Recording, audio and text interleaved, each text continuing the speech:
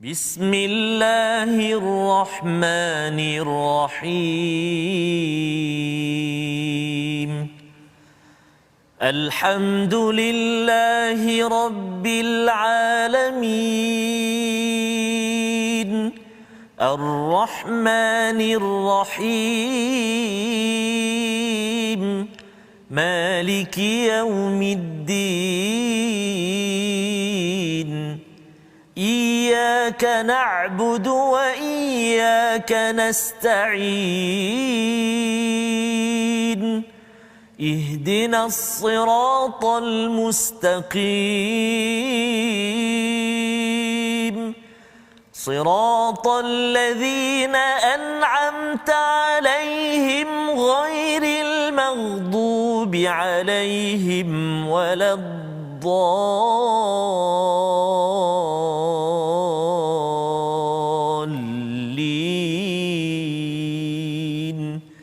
آمين صدق الله.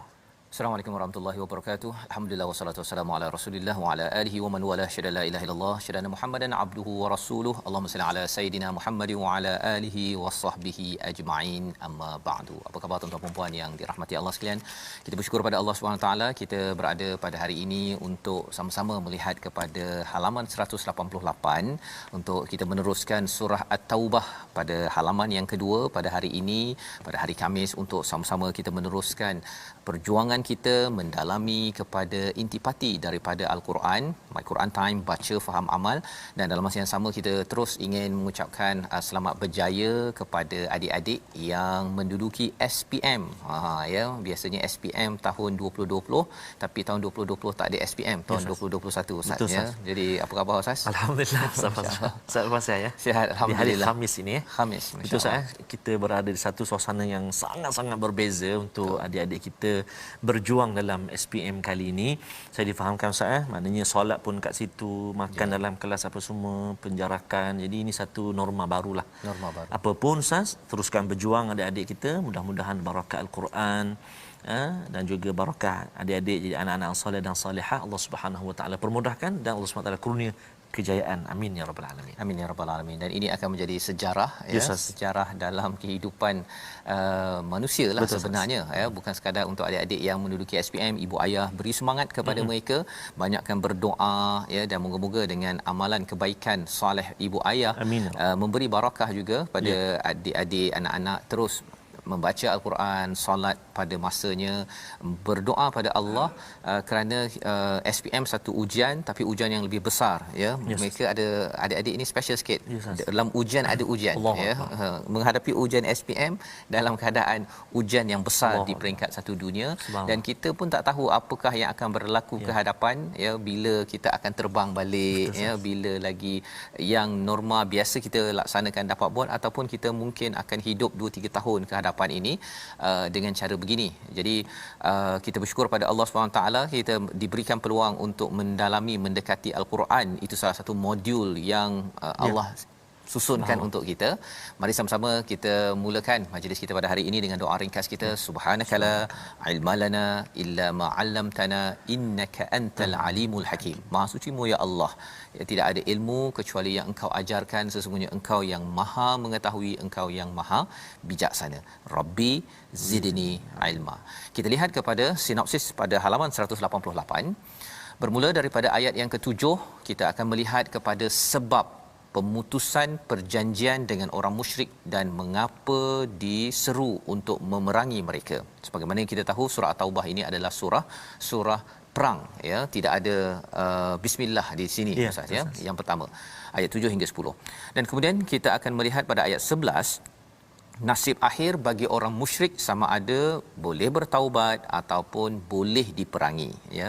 Jadi ada dua syarat, sama ada perlu bertaubat ataupun perlu diperangi. Kerana apa? Kerana mereka selama ini sudah pun membuat kerosakan di bumi Mekah, di bumi Madinah.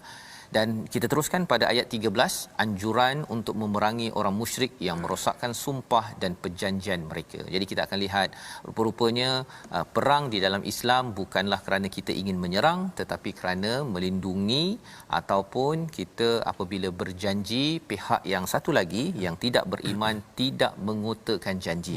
Ya, dalam satu negara bila ini berlaku, sebenarnya orang ini tidak layak berada di sesebuah negara tersebut. Ya, kita ada peraturan, kita bukannya pakai undang-undang hutan.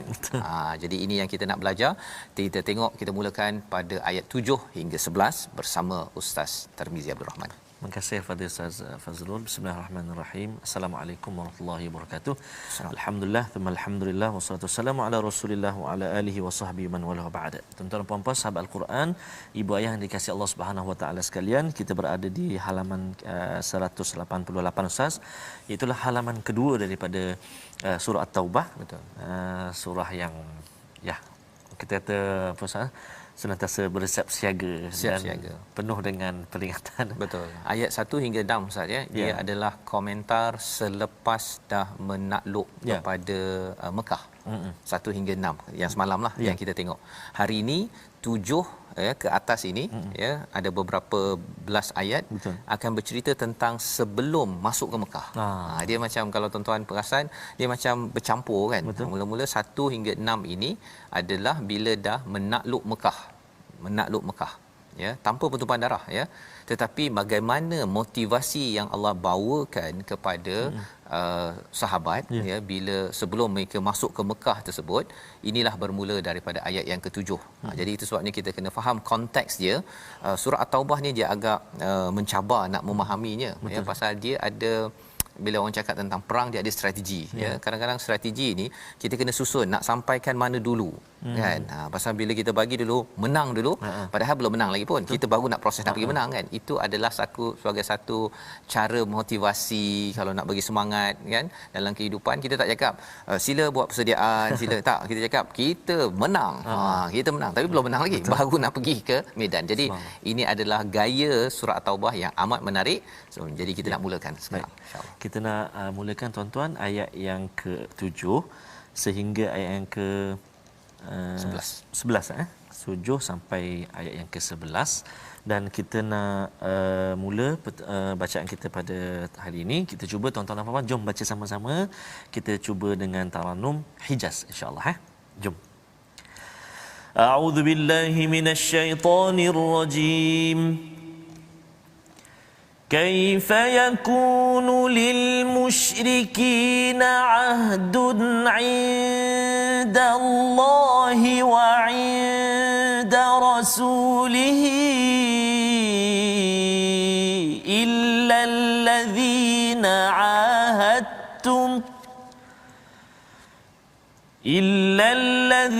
عاهدتم عند المسجد الحرام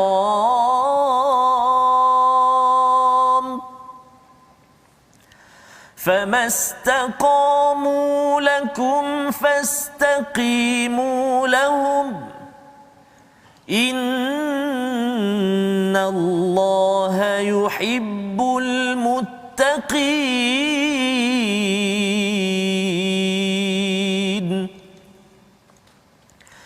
كيف وإن يظهروا عليكم لا يرقبوا فيكم إلا ولا ذمة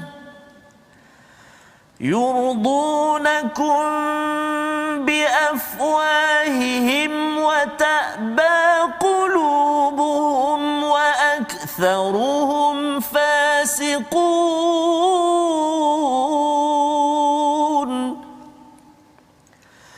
اشتروا بآيات الله ثمنا قليلا فصدوا عن سبيله إنهم ساء ما كانوا يعملون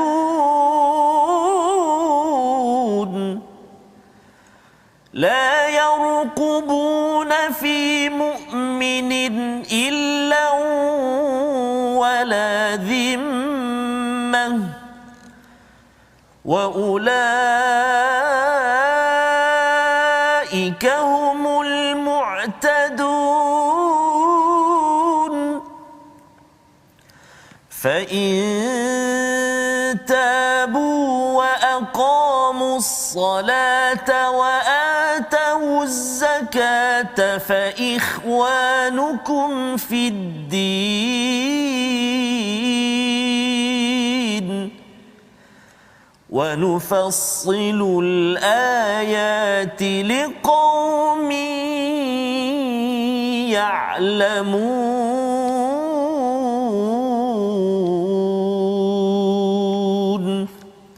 صدق الله العظيم. Surah Al-Azim, gitulah bacaan daripada ayat 7 hingga 11 untuk memulakan bahagian kedua, ya. Kalau bahagian pertama daripada surah At-Taubah ayat 1 hingga 6 ini bercerita tentang kemenangan selepas pembukaan kota Mekah pada tahun 8 Hijrah, ya. Tetapi apa yang berlaku pada ayat 7 ini Allah bawakan kepada sebelum menang, ya, sebelum menang. Ini berlaku apa yang dinyatakan kaifa yakuna lil musyrikin, bagaimana mungkin ada perjanjian di sisi Allah dan Rasulnya dengan orang-orang musyrik kecuali dengan orang-orang yang kamu telah adakan perjanjian dekat Masjidil Haram. Apa yang dekat Masjidil Haram, Ustaz? Namanya Hudaibiyah. Ya.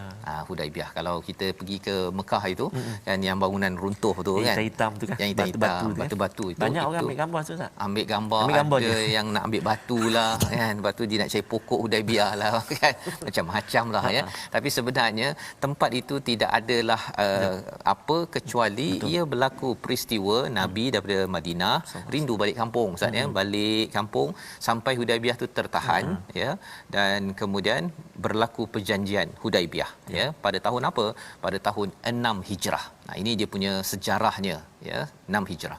Kalau kita cakap tentang ayat 1 hingga ayat yang ke-6 tadi itu dibacakan ketika peristiwa haji yang dipimpin oleh Abu Bakar, ya.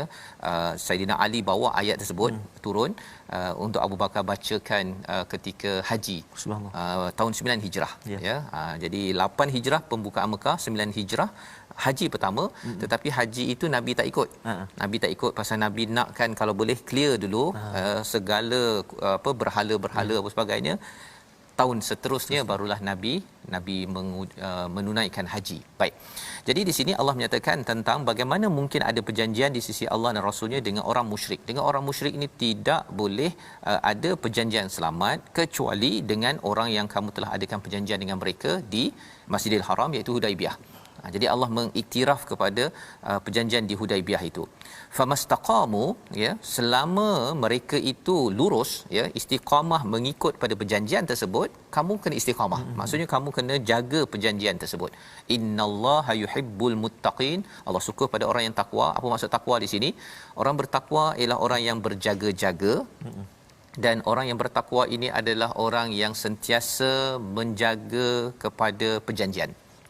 Itu dia punya ideanya daripada ayat yang ke-7. Itu sebabnya dalam hidup kita ini perjanjian ini penting, Ustaz, ya. Strategi perjanjian ini juga digunakan banyak dalam kehidupan Nabi sallallahu alaihi wasallam. Kita mungkin berbeza pendapat, berbeza agama, berbeza organisasi, tetapi salah satu cara untuk menuju kepada kejayaan adalah dengan perjanjian. Syaratnya ialah apa? Kita kena jaga istiqamah dengan perjanjian tersebut, dan kalau pihak sana okey, kita akan okey. Tapi kalau pihak sana putus, yang kalau ikut dalam perjanjian Hudaibiyah ini adalah 10 tahun tak berperang. 10 tahun tak berperang. Tetapi apa yang berlaku? 6 Hijrah mereka berjanji. Masuk tahun ke-7 itu, Ustaz, dia dah mula yang sebelah musyrik dia pecah kontrak. Pecah kontrak. Jadi apa yang berlaku ialah Nabi dan sahabat pun pecahlah. Maksudnya kata tak ada dah. Dalam surah Al-Anfal kita dah belajar, kalau orang sebelah sana pecah perjanjian dan kita tak ada dah, kita serahkan balik, saya tak akan berjanji lagi dengan awak. Maka pada waktu itulah peristiwa Fathu Mekah berlaku. Ya, maksudnya Nabi istilahnya menyerang kepada Mekah, tapi tidak ada pertumpahan darah pada waktu itu, ya. Jadi innallaha yuhibbul muttaqin ini maksudnya Allah suka pada orang bertakwa yang berhati berhati-hati dengan orang yang berjanji tak tepati. Ya.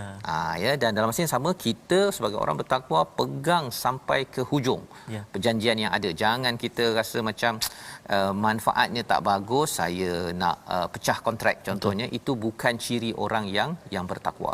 Baik. Pada ayat yang ke-8 sekali lagi Allah bertanya, kaifa wa in yadhharu, bagaimana mungkin ada perjanjian padahal jika mereka dapat mengalahkanmu, mereka tidak memelihara hubungan kekerabatan denganmu dan tidak juga mengendahkan perjanjian. Mereka menyenangkan hatimu dengan mulutnya sedangkan hatinya menolak. Kebanyakan mereka adalah orang yang fasik, tidak menepati janji. Jadi ini ciri orang yang fasik, bukan orang yang takwa. Apa ceritanya? Orang yang kalau mereka menang, la yarqubu, mereka tidak akan menjaga kaum kerabat mereka dan juga zimmah ni perjanjian. Ya. Jadi ini ciri apa? Ciri orang-orang fasik. Ya. Orang fasik yang di kalangan orang-orang kafir pada waktu di Mekah itu tadi. Jadi apa yang nak ditekankan di sini, orang-orang fasik ini Ustaz ya, dia punya perkataannya itu manis. Istilahnya yurdunakum bi afwahihim. Dia akan cakap okey kan, tapi di belakangnya itu wata'ba qulubuhum, bagai tebu meniti di bibir. Seperti apa, menanam tebu di bibir. Bukan meniti tebu, menanam tebu di bibir ya. Maksudnya dia memang cakapnya okey, bila berbincang-bincang tu okey semua. Setuju. Belakang dia Allahuakbar. Ya. Istilahnya wata'ba aba kan. Kalau dalam hadis Nabi itu semua orang dijemput untuk masuk syurga illa man aba, ya, yang enggan kepada, dan hati mereka ni enggan. Mereka ni cuba untuk melawan. Wa aktsaruhum fasiqun, kebanyakan mereka ini adalah orang yang fasik. Jadi ini Allah bongkarkan tentang sifat orang-orang yang bersama dengan Nabi. Terutama bila Nabi sudah ada di Madinah, ada kuasa. Jadi ramailah orang yang bercakap dan cuba membina perjanjian. Bila dah ada kuasa Ustaz. Bila kita tak berapa terkenal, tak ada kuasa, orang tak nak berjanji. Betul. Tapi bila kita dah ada, ramailah orang nak nilah, nak bekerjasamalah apa sebagainya. Pada waktu itu kita sebagai orang bertakwa kena jaga perjanjian tersebut, jangan kita mungkiri. Dan kalau kita ada berjanji dengan seseorang itu kita janji okey, kita nak buat A B C. Tapi tengah-tengah tu dia kata saya tak naklah bekerjasama, orang itu blacklist. Blacklist itu yang Nabi buat kepada perjanjian Hudaibiyah, ya. Kerana blacklist itu akhirnya Nabi okey jalan juga kan. Pasal apa? Pasal dalam hidup kita ni kadang-kadang kita boleh buat sendiri, kerjasama lagi bagus. Kan? Tapi kalau orang sana itu buat perangai, kita jalan sendiri. Itu adalah perkara yang disampaikan pada ayat nombor 8. Ayat nombor 9. Ayat nombor 9 ini mungkin kita nak baca sekali lagi Ustaz, ya, untuk menjelaskan tambahan lagi tentang orang yang fasik yang kita harap kita tidak jadi di kalangan orang-orang begini. Ayat 9 surah At-Taubah bersama Ustaz. Baik, terima kasih Ustaz Fazrul. Ayat yang ke-9, tuan-tuan dan puan-puan, jom kita ulang baca, kita pasakkan. A'udzubillahi minasyaitonir rajim. Ishtarau bi ayatil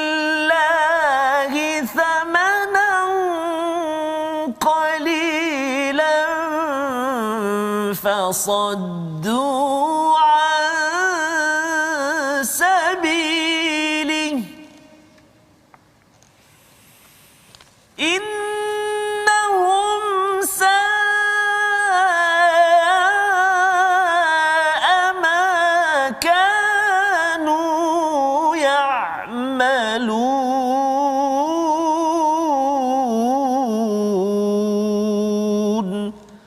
Sadaqallahul Azim. Surah Al-Azim ayat ke-9, mereka menukarkan ayat-ayat Allah dengan harga murah lalu mereka menghalang orang daripada jalan Allah. Sesungguhnya betapa buruknya apa yang mereka lakukan. Jadi Allah menjelaskan lagi sifat orang fasik dan kita tidak mahu jadi orang yang fasik Ustaz, ya, iaitu orang yang suka melanggar perjanjian. Itu salah satu sifat yang kita kena elakkan ya. Kalau dalam konteks ini memanglah fasik ini orang yang melanggar perjanjian Hudaibiyah tersebut, tapi ia juga dapat dibawakan zaman ini juga. Bila kita berjanji di tempat kerja, kita berjanji nak buat sesuatu projek tetapi kita melanggar janji, itu digelar sebagai orang yang fasik. Sifat orang yang fasik ini dalam konteks perjanjian ini ialah ishtarau bi ayatillah. Mereka itu Abu Sufyan dan sekutu-sekutunya, dia jual bi ayatillah samanan qalila. Dia nak tukarkan ayat Allah ni dengan samanan qalila, dengan harga yang murah. Apa maksud harga yang murah? Bukan maksudnya dia jual Quran dengan harga RM20, bukan begitu ustaz ya. Dia di sini ayatillah ini kebesaran Allah ya, segala peraturan yang ada itu dia tak nak ikut, dia nak gantikan dengan apa? Samanan qalila, dengan harga yang murah. Contohnya dia nak dapat pangkat, nak dapat kuasa, dia nak dapat projek dekat Masjidil Haram. Pasal Masjidil Haram adalah tempat buat duit apa. Kan kalau kita pergi ke sana tu ada hotel. Masa musim haji je yang dia muncul, yang lain tu senyap je, dia gelap je kan. Pasal apa? Banyak untung. Banyak untung. Jadi bagi orang-orang yang berada di Mekah ini ialah mereka nak yang untung kecil ini. Mereka nak kalau boleh ada kuasa menjadi pemberi minum pada orang pergi haji, pasal di situ ada kuasa. Kan? Dapat kuasa, dapat projek, bekalkan air Zam-Zam, dapat bekalkan kurma ke apa sebagainya.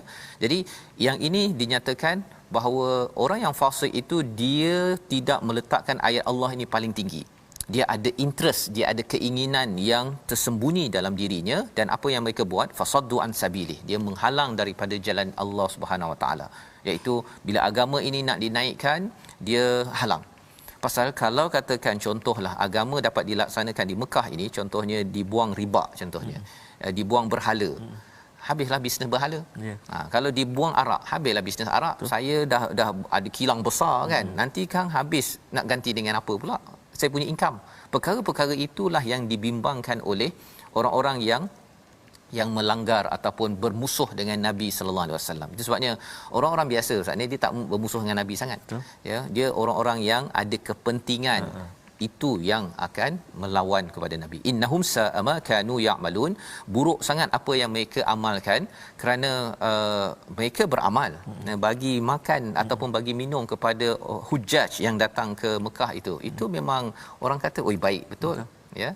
Tetapi Allah kata sa'ama kanu ya'malun. Itu adalah amat buruk. Dalam kehidupan kita sekarang Ustaz, ada orang yang mungkin dia derma ya, dia bagi bantu humanitarian, bantu ke sana ke sini, tetapi dia adalah orang yang juga tidak menyokong kepada Quran ataupun Islam. Yang itu Allah kata sebenarnya ya, bagi kita rasa dia ni baik ni kan, dia dah derma sampai bilion-bilion, saya baru derma RM1 contohnya. Tetapi bagi Allah, walaupun mereka buat baik, tetapi itu hanyalah samanan qalila. Membawa pada perkataan pilihan kita pada hari ini, sama-sama kita perhatikan. Syarika, iaitu mensyirikkan, menyekutukan Allah, yang berulang 168 kali di dalam Al-Quran. Inilah yang disampaikan pada ayat 7. Orang yang mensyirikkan Allah ini, kita boleh berjanji, syaratnya dia ikuti. Tetapi berjaga-jaga, kerana anytime saja mereka boleh memungkiri janji, dan kita mesti mengambil tindakan. Jangan disepak terajang oleh orang-orang yang mungkir janji tersebut. Kita kembali semula, kita berehat. My Quran Time, baca, faham, amal, insya-Allah.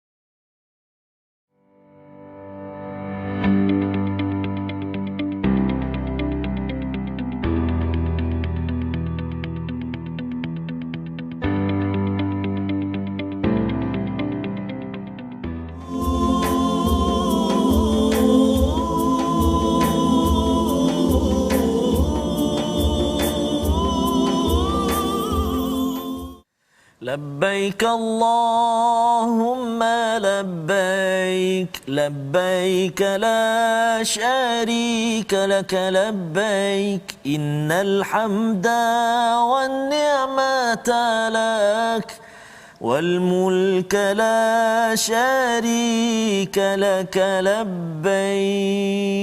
Allahu akbar. Safazrul Ya. rindu kita. Selalu setiap tahun kita dengar sahabat-sahabat kita dan kita sendiri pun kena merasai suasana talbiah tersebut. Mudah-mudahan tuan-tuan kita cerita pula pasal tadi Hudaybiyah dan sebagainya. Betul. Dan Hudaybiyah merupakan salah satu tempat untuk para jemaah bermiqat. Yes. Pergi tengok pergi ziarah dekat Hudaybiyah. Tapi kalau pergi Hudaybiyah ni biasanya diorang teruja apa Ustaz? Nak pergi kat ladang unta. Oh, ladang unta. Nak minum susu unta, ladang unta. Subhanallah. Jadi mudah-mudahan Allah Subhanahu Wa Taala permudahkan kita mengangkat wabak ini, beri peluang lagi kepada kita untuk kita menziarahi Madinah, Makkah Mukarramah, menunaikan fardu haji dan juga umrah. Mudah-mudahan ya, insya-Allah taala tuan-tuan dan puan-puan sama-sama kita doa insya-Allah taala. Insya-Allah. Dia sebenarnya Ustaznya bila dulu saya bawa ada satu kumpulan jemaah untuk umrah ni kan. Jadi bila sampai kat Hudaybiyah ni ada orang yang dia ambil gambar, tak apalah, tak ada masalah kan. Tapi lebih daripada itu semangat daripada Hudaybiyah itu sebenarnya ya, dia bukan sekadar gambar yang senyum-senyum sahaja tapi di sebalik Hudaybiyah itu adalah air mata sebenarnya. Betul, kan. Pasal betul, apa 400 km lebih tu jalan, lepas tu sila mati. patah balik. Barat tak ada apa-apa, tak boleh ya, pada 6 Hijrah.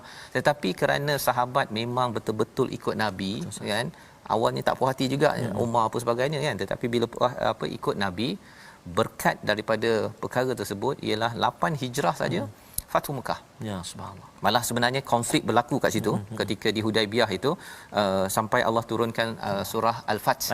Kan, surah Al-Fath itu kalau di Hudaybiyah tu memang kena dibaca, bukanlah wajib baca kan, tapi tadabbur, ambil pelajaran ya, untuk apa, agar bila tuan-tuan sampai ke Hudaybiyah ataupun miqat di Hudaybiyah nantilah Ustaz ya, kita dapat peluang lagi ke umrah nanti bila dah dibuka nanti tuan-tuan, jomlah kita baca balik ayat ini, kita tahu rupanya Hudaybiyah itu adalah salah satu daripada poin penting kemenangan. Ya, kemenangan. Kan. Tapi nak dapat kemenangan, waktu itu konflik berlaku. Sahabat pun siap tanya Nabi, mengapa Rasulullah itu dipotong kan? Tinggal Muhammad bin Abdullah sahaja. Sahabat kerana dah semangat dah ni. Kan? Kita dah daripada Madinah, kita boleh je nak serang kan. Tapi Nabi kata kan, subhanallah, tak boleh. Jadi bagaimana ketaatan kepada seorang ketua dan dalam masa yang sama ketua juga menyantuni orang bawah, penting juga tu kan. Itulah Hudaybiyah di mana kita dapat miqat di situ dan harapnya bila kita baca ayat ini tadi kita jelas rupanya Hudaybiyah ini ada semangat yang besar untuk kita Ustaz. Betul Ustaz, masya-Allah. Betul Ustaz, dalam suasana hati tu meronta-ronta untuk masuk ke Mekah, tiba-tiba tak boleh. Allah tak macam boleh. Kita sekarang lah kita nak pergi ke Mekah kan. Allah tahan kita dulu. Ada sesuatu yang special selepas ini. Mudah-mudahan tuan-tuan nanti kita sampai dekat Hudaybiyah nanti kita minta Ustaz Fazrul cerita balik, ataupun saya baca atau kami baca, Ustaz Fazrul cerita balik masa dekat Hudaybiyah. Bila dia boleh sampai kita menangis sebenarnya sampai ke situ. InsyaAllah bila cerita ni dibacakan ayat ni balik ustaz baca kan, subhanallah. Subhanallah, insya-Allah. Amin. Kita doakan mudah-mudahan ya. Jadi tuan-tuan dan puan-puan sahabat Al-Quran dikasihi Allah Subhanahu wa taala sekalian, kita nak meneruskan ulang kaji tajwid kita. Kita telah cerita pasal ikhfa hakiki. Kadang-kadang ada yang keliru Ustaz. Ikhfa hakiki, idgham al-ghunna, izhar halqi. Pening gitu. Sabar tuan-tuan dan puan-puan. Kita belajar slow-slow, kita ulang kaji balik perlahan-lahan. Mudah-mudahan kita diberi kemudahan untuk memahami dan mengingati balik. Baik, kita nak tengok hari ini perbezaan, sedikit perbezaan di antara ikhfa hakiki dengan idgham. Mari kita perhatikan slide kita. Okey, ikhfa hakiki antaranya dalam Al-Quran kita ni ada simbol-simbol dia yang bantu kita. Contoh, nun mati bertemu dengan kaf, ikhfa hakiki. Nun mati bertemu dengan mim, idgham ma'al ghunnah. Kita perhatikan bentuk dia tu. Contoh, nun mati bertemu dengan kaf. In kuntum, nun mati bertemu dengan kaf dengan nun mati bertemu dengan ta. Di atas huruf nun itu kosong, tak ada tanda. Atas huruf nun tu kosong, tak ada apa-apa tanda. Dan juga di atas huruf kaf itu dia hanya ada baris saja, dia tak ada sabdu. Dia ada baris. Contohnya kuntum tu kaf tu baris depan, ta tu pun baris di hadapan. Itu menunjukkan, menandakan ikhfa hakiki. Kan. Kemudian kalau kita tengok kalimah di bawah tu pula, iaitu idgham ma'al gunnah pula, nun mati juga tapi bertemu dengan mim. Kita perhatikan huruf mim selepas huruf nun itu di atasnya ada tanda sabdu. Kadang-kadang kita lupa apa huruf ikhfa. Jadi bila kita tengok nun mati bertemu dengan mim, ada sabdu. Ini bukan ikhfa, ini idgham. Contoh kan. Jadi itu antara tanda-tanda dia. Itu dua contoh. Kemudian kita tengok dua lagi contoh. Tanwin juga bertemu dengan mim lagi, iaitu kalimah ithmam mubina. Tanwin bertemu dengan mim. Perhatikan mim itu turut ada sabdu atas dia. Jadi menandakan tanwin itu bila bertemu dengan huruf selepasnya, kalau contoh ini huruf mim ada sabdu, itu bukan ikhfa, tapi itu adalah idgham. Idgham apa? Idgham ma'al gunnah. Kemudian kita tengok pula contoh yang kedua, sa'idan juruza. Tanwin bertemu dengan jim. Tanwin bertemu dengan jim, iaitulah ikhfa hakiki, iaitu huruf jim, yang mana tanwin itu bertemu dengan huruf jim. Huruf jim itu tak ada tanda sabdu. Jadi inilah antara contoh-contoh ataupun clue-clue dalam kalimah-kalimah yang ulama-ulama tajwid tentukan ataupun menyatakan, macam contoh tadi di atas huruf nun tak ada tanda kosong, tak ada tanda sukun dan sebagainya, tak ada tanda bulat kan, bertemu pula dengan huruf selepas tu tak ada sabdu, ikhfa hakiki. Kalau ada sabdu, idgham. Jadi itulah contoh, sedikit contoh berkenaan dengan perbezaan antara ikhfa hakiki dan juga idgham, ikhfa ataupun idgham, insya-Allah. Mudah-mudahan tuan-tuan dan puan-puan jemput untuk sama-sama kita praktik pula dalam bacaan kita. Wallahu alam. Terima kasih. Terima kasih ucapkan pada Ustaz Tarmizi. Kita menyambung tajwid sebentar tadi, dan insya-Allah selepas ini kita akan menyambung lagi Ustaz dalam siri-siri akan datang slot tajwid kita untuk memantapkan lagi bacaan kita. Sebentar tadi sebelum kita berehat tadi, kita sudah pun membaca ayat 7 hingga 11 Ustaz dan kita sudah pun melihat sedikit daripada ayat 9. Pada ayat yang ke-10 Allah mengulang balik apa yang ada pada ayat yang ke-8, la yarqubuna fi mu'minin illa wala dhimmah, iaitu sifat orang fasik ini, dia macam Allah bongkar demi bongkar. Dan ini kita kena ingat sebelum daripada peristiwa Fathu Mekah. Jadi Allah nak beritahu kamu kena buat sesuatu, pasal mereka ni la yarqubun, mereka tidak menjaga apa, fi mu'minin, pada orang beriman, walaupun hubungan keluarga ada, walaupun ada perjanjian, mereka tak jaga. Mereka tak jaga. Pasal apa? Pasal macam contohnya kalau bukan agama, kalau masuk agama Islam, mereka sanggup je bunuh anak mereka, sanggup saja denda kepada pembantu mereka. Itu yang berlaku, dan juga zimmah, kalau ada perjanjian pun mereka akan la yarqubun juga, mereka tidak memerhatikan secara saksama. Maka Allah kata wa ulaika humul mu'tadun, mereka itulah yang melampau batas.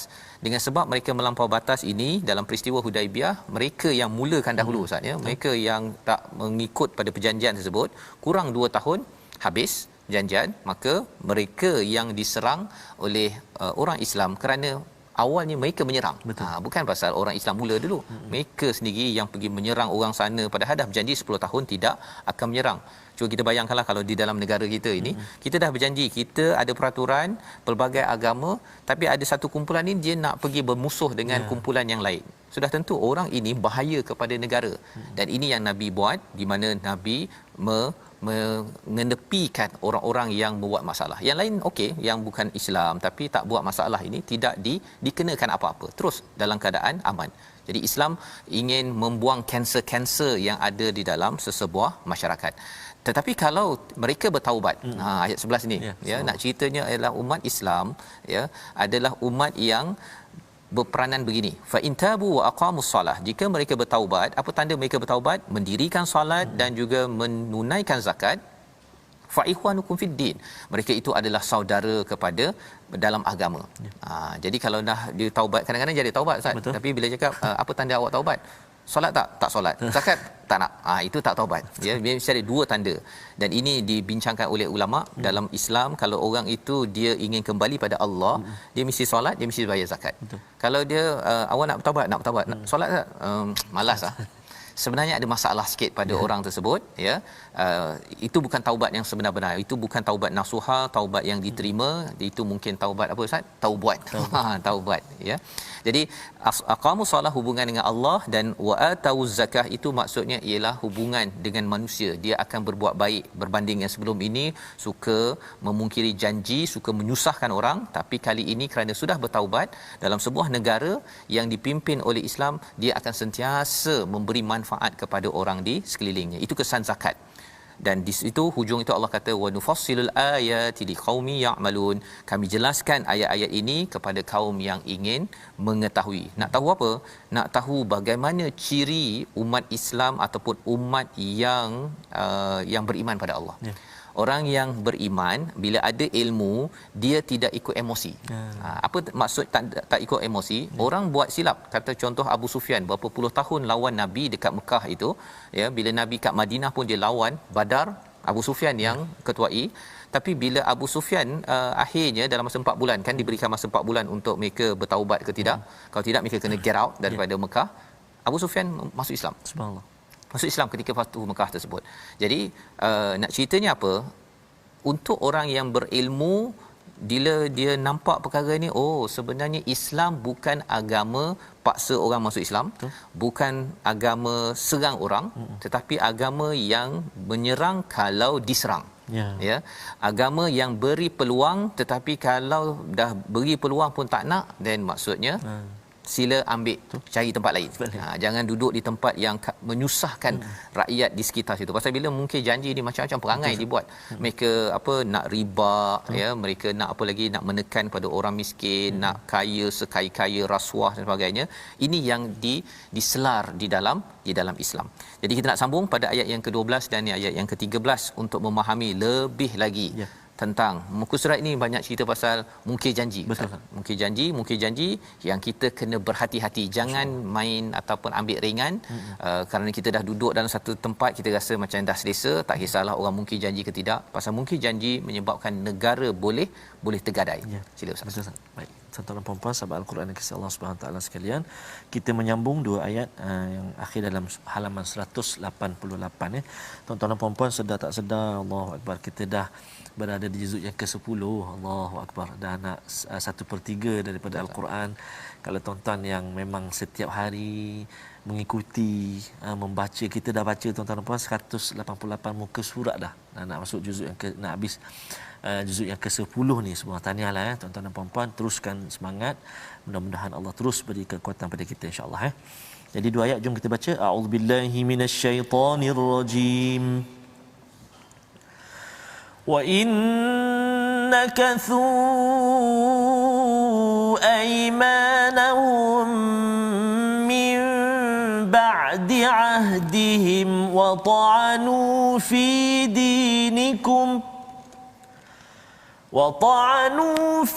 dinikum faqatilu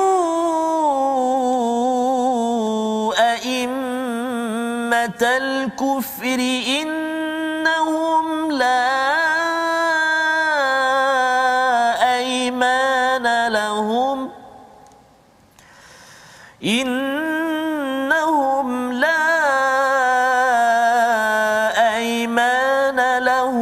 لعلهم ينتهون ألا تقاتلون قوما نكثوا أيمانهم وهموا بإخراج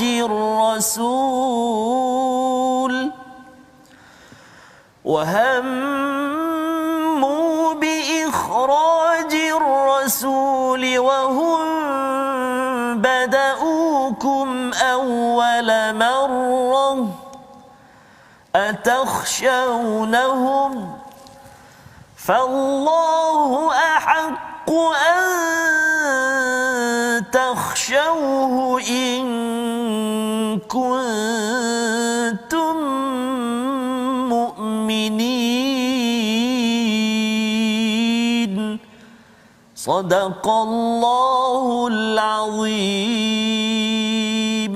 Surah Al-Nazim, gitulah dua ayat daripada halaman 188 menyambung kepada perbincangan kita bagaimana semangat yang diberikan oleh Allah Subhanahu Wa Taala kepada sahabat-sahabat, ya. Pada ayat 12 Allah menyatakan wa in nakathu, ya, dan jika mereka melanggar sumpah.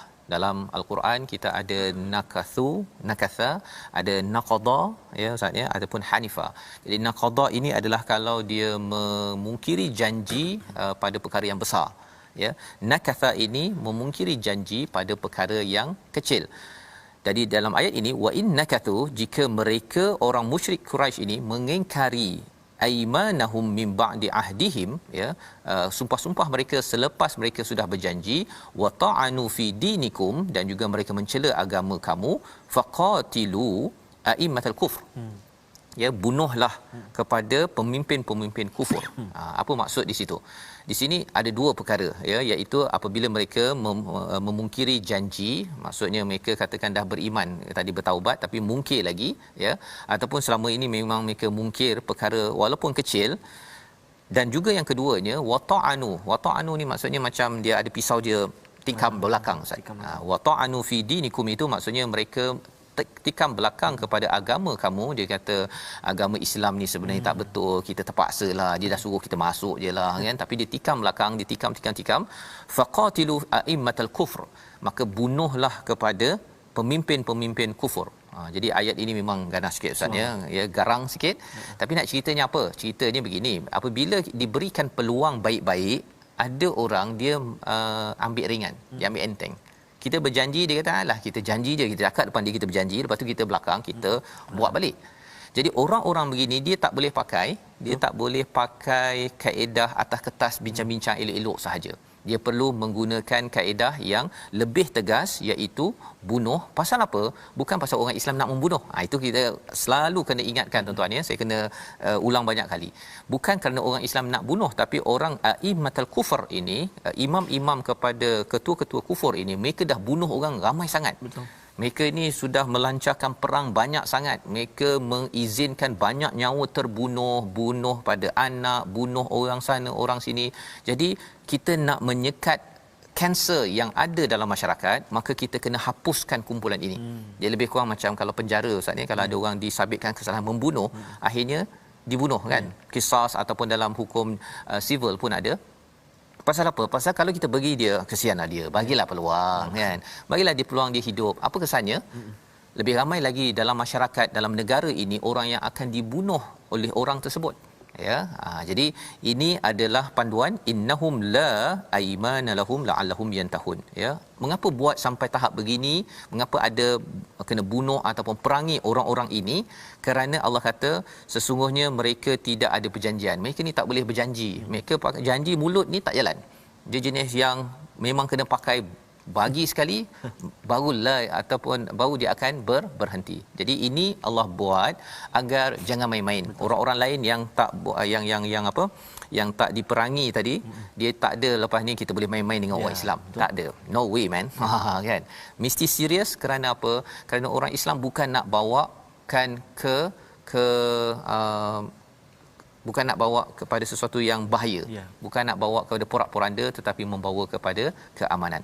Dan di hujung ayat yang ke-13 itu, mengapa kamu tidak memerangi orang yang melanggar sumpah dan telah merancang untuk mengusir Rasulullah dan mereka yang pertama kali memerangimu. Jadi Allah memberi semangat bahawa mengapa kamu tidak mahu keluar berperang, ya. Ini turun selepas Fathu Mekah dan sebelum perang Tabuk. Kali ini ialah siapa sahaja yang tidak beriman, yang menyerang, maka orang Islam perlu menyerang. Tapi mungkin ada yang kata alamak takutlah, ya. Allah ingatkan fallahu ahaqqa an tahsyaw, Allah lah yang sebenarnya kamu kena takut in kuntum mukminin, jika kamu orang yang beriman. Sebagai satu motivasi membawa kepada situasi gambaran luas apakah yang kita dalami pada halaman 188. Kita saksikan dialog yang ada, iaitu sebelah kiri atas itu, bagaimana sesama orang beriman kata bahawa kita ikut perjanjian, ya, Hudaibiyah itu jika mereka masih setia. Ya, di sebelah kanan atas itu kata-kata manis, ya, daripada orang fasik ini. Jangan sampai kita tertipu kerana di dalamnya itu ada hati yang busuk, kan. Tandanya apa? Tandanya dia menghalang daripada kebaikan dilaksanakan. Mereka nakkan sesuatu untuk interest mereka sahaja. Bawah kiri itu terima Islam untuk diterima sebagai saudara. Tak terima Islam kena ikut peraturan of the land, kan. Tetapi jangan sekali-kali serang kepada orang Islam, pasal ini adalah tanda protes yang perlu diberi perhatian. Dan akhir sekali itu kita, Allah perintah perang bagi orang yang mungkir janji, membawa pada resolusi kita 3 perkara: jaga janji sebaik mungkin sebagai tanda takwa. Yang kedua, berjaga-jaga dengan orang yang mulut manis tetapi tidak mengotakan janji, dan dirikan solat, tunaikan zakat sebagai tanda taubat bersungguh-sungguh, bukan taubat tahu buat sahaja. Bersama Ustaz Tarmizi. A'udzubillahi minasyaitonirrajim. Bismillahirrahmanirrahim. Alhamdulillahi rabbil alamin, wassalatu wassalamu ala rasulillahil amin, sayyidina Muhammadin wa ala alihi wa sahbihi ajma'in. Allahumma salli ala sayyidina Muhammadin wa ala ali sayyidina Muhammad. Allahumma ya Allah wa ya Rahman, ampun dosa kami ya Allah, ampun dosa mak ayah kami ya Allah, ampun dosa ibu ayah mertua kami ya Allah. Ya Allah ya Tuhan kami, jadikan kami orang-orang yang senantiasa menjaga janji kami ya Allah. Jangan kau jadikan kami ini orang-orang yang suka menabur janji lalu memungkirinya ya Allah. Kerana ia akan merosakkan hidup kami, merosakkan amal kami, taqwa kami ya Allah. Birahmatika ya Arhamar Rahimin. Ya Allah ya Rahman wa ya Rahim, terima taubat kami, dosa kami banyak ya Allah, ampunkan kami ya Allah. Jadikan kami orang-orang yang senantiasa mendirikan salat, menunaikan zakat ya Allah, ya Akramal Akramin. Ya Allah, kami rindu untuk bertawaf di Kaabah-Mu ya Allah. Kami rindu menziarahi kekasih kami baginda Nabi Muhammad sallallahu alaihi wasallam. Sampaikan kami ya Allah, permudahkan kami ya Rahman, angkatlah wabak ini ya Allah. Wa sallallahu ala sayyidina Muhammadin wa ala alihi wa sahbihi wa baraka wa sallam. Walhamdulillahi rabbil alamin. Taqabbalallah. Amin ya rabbal alamin. Moga-moga Allah mengurniakan, mengkabulkan doa kita sebentar tadi. Inilah yang kita doakan, harapnya Ustaz ya, agar kita dapat kembali ke Hudaibiyah, dapat menghargai kepada perjuangan yang ada pada halaman 188. Inilah yang kita ingin sebarkan dalam tabung gerakan Al-Quran sebagai satu gerakan untuk kita sama-sama ya mengotakan janji. Dan dalam masa yang sama, bila bercakap tentang tabung gerakan ini Ustaz ya, ingin diingatkan TV Hijrah tidak pernah melantik mana-mana individu atau wakil untuk menjalankan kempen sumbangan wakaf Quran dari rumah ke rumah. Masya-Allah. Ya, tak nak nanti tuan-tuan nampak gambar saya ke gambar TV Hijrah ke logonya, ada orang minta derma, tuan-tuan jangan derma begitu. Tuan-tuan terus sahaja dapatkan maklumat terus pada nombor akaun, ataupun kalau suspicious rasa macam tak berapa kena, telefon TV Al-Hijrah ke ataupun kepada yayasan untuk pastikan tuan-tuan jangan ditipu ataupun di scam dalam sumbangan perkara-perkara ini. Jadi kita doakan pada tuan-tuan, kita terus dapat bersama dan terus berjuang dalam membawakan Al-Quran ini di mana sahaja, dalam keluarga, dalam masyarakat. Dan insya-Allah kita bertemu kembali pada jam 5 petang, 10 malam, 6 pagi.